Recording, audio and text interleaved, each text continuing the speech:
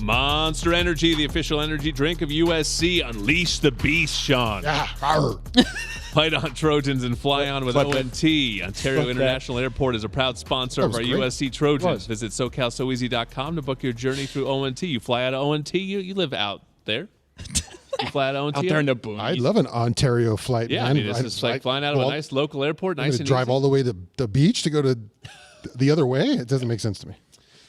Well, we don't all live out there, but that's great for you and a great airport to go through for sure. All right, Keely Eure joins us now, our weekly football roundtable. That was a one-sided football game, so not sure that we'll look back at the season and go, the Nevada game, that was the one to remember. But what did you take away from it, if anything, as we go forward in this journey? I think USC's inside linebacker depth is much better than we thought at the time. I mean, at this point, I was talking to Dion Bailey about it on the Victory podcast. Rayshawn Davis. He liked Rayshawn. I saw a tweet that Dion put out about that. Yes, he makes the most of the opportunities he gets. And it was interesting because Dion explained that they did like a cheetah package with Rayshawn where he's blitzing off the line. And it's like, if he can do that, that's an option for Alex Grinch that he didn't really have beforehand. So now it's interesting because everyone was kind of saying like, hey, Rayshawn Davis, should he get more playing time? Now you have that on tape and you have him playing well. How do you navigate that going forward? Of course, we don't know the health status of Mason Cobb and Eric Gentry at this point, but Rayshawn Davis really made an impression on me on Saturday. Anything stand out to you, Max? Offensive line, I think there's several plays there where you're looking and Caleb's got forever, and the combination of Caleb's mobility in the backfield and then the offensive line coming together, I think is extremely exciting there. And then I feel like you just feel the defensive line more than last year. I feel like last year you can feel pieces and you get excited about Tuli Tuipulotu, but when you start getting into that second unit, you're like, all right, I feel the drop off there. I don't have that this year. Yeah, I thought Marshawn Lloyd was tremendous. I asked Coach that. I just, every time he touched the ball, it seemed like he was making it happen. And I know we're talking about Nevada, but but he was so natural on the catch that was thrown over the top. You don't see that all the time. He looked like a receiver. And that's a hard catch. It's not an easy catch when it's coming over the top. Not at all. Block was like a ESPN highlight film. He just where he starts from. Keely, I think he posted something where he starts from and where he finishes. Just the effort. So you really seen him come together. I love that. And then Max mentioned the pass rush look a lot better. A little concerned, I think, on the back end of the defense a little bit of concern. Obviously, you get beat on the first one. It's those kind of things are going to happen. You're trying to limit those things, but just all day, just kind of a little bit. If there's a concern, I think in defense. Obviously, the first week it was quarterback trying to keep him in the pocket. I think second week was we got some things to tighten up. I think on the back end. Yeah, and the test will get harder, and now Pac-12 play begins, and of course, in the greatest of ironies, the league is loaded.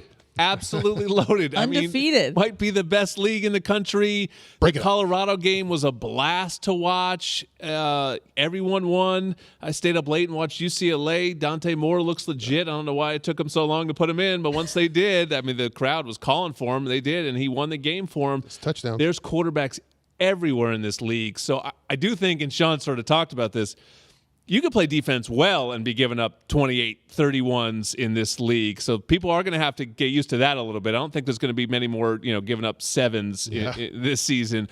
But, it starts right away. These teams are all playing fast, and they're all looking to score a lot of points. Yeah, I'm really curious to see, and you highlighted it, Max, but the tight end that Stanford has, that was a challenge, obviously, that USC had last year when they had physical tight ends.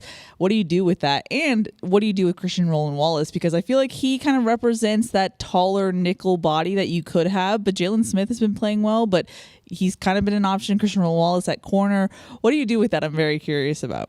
And about the depth of the conference, Stanford's picked to finish last. And I thought, it was the score is somewhat close against Hawaii, but Stanford's a team that lost a lot of guys in the transfer portal, didn't get anything back, uncertainty around the quarterback position, offensive line's maybe not where it was. And I thought they looked clean. I thought they looked like they had pieces. And so if this is, maybe the bottom tier of where the conference is at, it shows how strong it is top to bottom.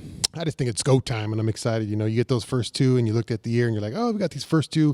Let's kind of warm it up. And now and it wouldn't matter what Pac-12 team it was. It doesn't matter if it's the best one or the worst one. It's still the Pac-12. Any team can still beat anybody on any Saturday in the Pac-12. So it's got to be one you're concerned about. And I know Lincoln feels that pressure. Like, all right, it's Pac-12 time. Let's take our game to the next level. Final one too.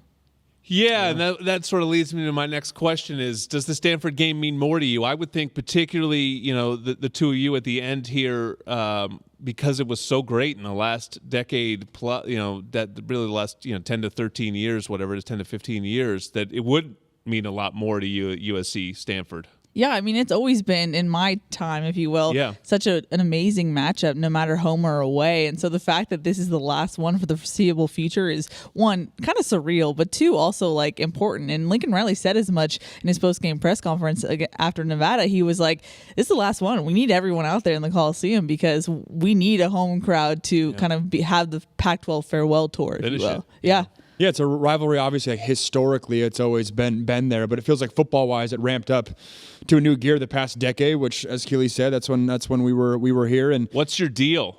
It all started with what's your deal? A little rivalry there, a little rivalry at the quarterback spot with Barkley and Luck, and then the guys afterwards playing at a high level, McCaffrey and some of the playmakers there, and then in the locker room too. I noticed it'd be interesting to get Dion Bailey's take on this. It unlocked a different gear with those guys. I see Dion's the perfect guy for that because he was the guy that was guarding those tight ends. He said so. Yeah, it was a different mindset in that locker room playing Stanford versus playing really any other team on the roster. Dion, I'll never forget this. Only time I've ever seen this in my time working inside the team was a player that didn't dress for the first half because he was hurt and appeared to be so motivated by what was happening on the field, suited up for the second half. And if I recall, that's what Dion did for the Stanford game. Because they were so down on bodies the year that they won. And Sua brought this up on Saturday when you asked favorite Coliseum moments. Yeah. But I think both Sua and Cody talked about that Stanford game. And that's the game. They were way down on bodies in that one. And if I recall, that's kind of a legendary story. Yeah, oh my goodness! Dion suited up hey, bud, where were you at the first half?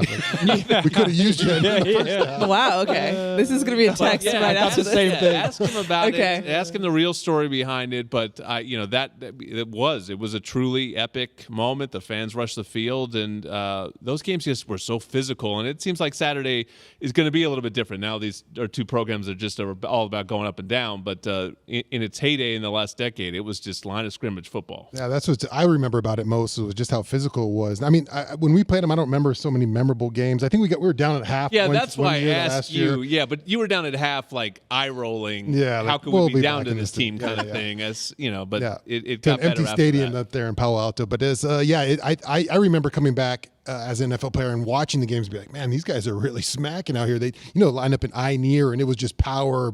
David Shaw, Harbaugh would they didn't care what you were going to do. They're just going to run at you. So it's a little bit different now, but it's going to be a fun last matchup, I think, in the Coliseum. Yeah, and I think a real opportunity for the fans. Maybe some of them slow playing this season, going, I think we're going to kill this team, kill that team. Well, this is Pac-12 football on Saturday night. This traditional rival. You have a top 5, top 6 team in the country. It's time to pack the house and turn up the heat. And get in there. Lincoln Riley said as much in our post game too, which was he said we need to level up and we need the fans to level up as well. Okay. So I think the home schedule the rest of the way is so good. Arizona's a really underrated team. Yeah. Utah's going to be an awesome game. Washington's going to be an incredible game, and then of course UCLA at the end. So there's a lot left on this home schedule for the fans. So look forward to seeing them at the Coliseum. Trojans Live is sponsored by Pechanga Resort Casino, proud partner of USC football. One more segment of Trojans Live to come on a Monday night.